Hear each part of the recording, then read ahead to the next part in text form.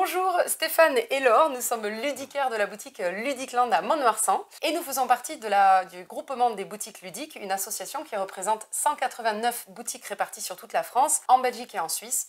Et chaque année, nous décernons des prix à des personnes du monde ludique pour récompenser leur travail d'illustration, éditorial et autorial. Donc ces prix sont décernés lors du festival professionnel de Vichy, mi-septembre.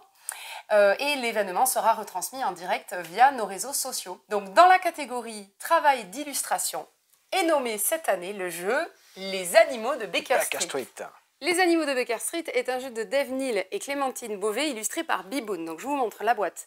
C'est un jeu d'enquête familial avec une mécanique simple où on incarne des amis de Toby, ce chien policier à la retraite qu'a adopté Sherlock Holmes. Et nous allons l'aider dans ses enquêtes. Nous formons une équipe avec ce jeton que nous allons déplacer sur le plateau de jeu qui représente une partie de Baker Street, du parc, des égouts, de la rue, avec différents lieux visibles sur ce plateau. En début de partie, selon le scénario, on va avoir accès à tout ou partie du plateau, nous aurons des jetons avec des petites horloges et il faudra avoir résolu l'enquête avant que nous perdions tous les jetons horloges. Pour cela, nous incarnons donc soit Limon la grenouille, soit Sorbier l'oiseau.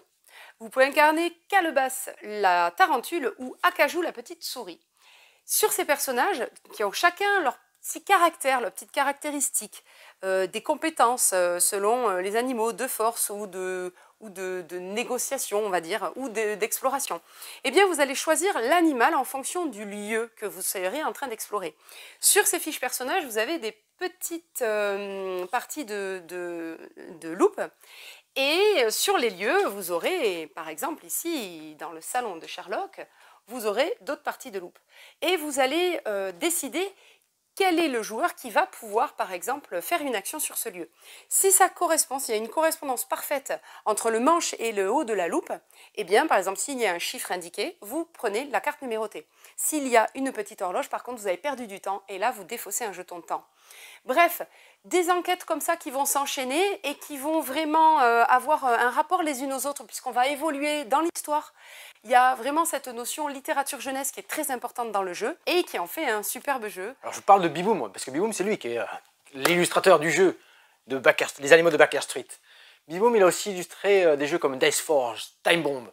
Il a travaillé conjointement avec les auteurs et l'éditeur du jeu. Les visuels étant une part importante du jeu, les illustrations et les détails apportés par Biboum devaient respecter une trame narrative. Elles permettent une immersion dans l'univers de Baker Street complète. Nous, on a beaucoup apprécié ce jeu, effectivement, qui marche bien et on est content de voir ce travail d'illustration qui respecte vraiment la thématique du jeu et on voit bien que les dessins sont un peu old school à la manière ce qu'on attend un petit peu en fait d'un jeu avec Sherlock Holmes, à la fois moderne, les personnages sont attachants, il y a eu vraiment un travail, Biboun a même modifié, enfin fait modifier un petit peu le texte pour correspondre aux illustrations. Exactement, ouais. Et à la fois tout le texte du scénario est représenté dans les illustrations. Voilà, donc eh bien on vous dit, ludiclandaise, ludiclandais, joueuse d'ici ou joueur d'ailleurs, amusez-vous bien.